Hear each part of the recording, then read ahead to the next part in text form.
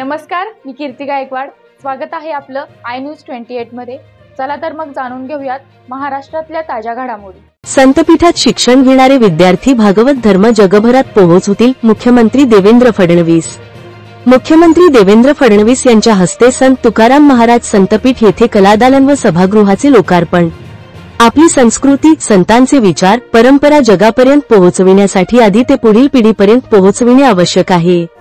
त्यादृष्टीने जगद्गुरू संत तुकाराम महाराज संतपीठ येथे शिक्षण, प्रशिक्षण देण्यात येणार असून येथे शिकणारा विद्यार्थी भागवत धर्म जगभरात पोहोचवेल, असा विश्वास मुख्यमंत्री देवेंद्र फडणवीस यांनी व्यक्त केला।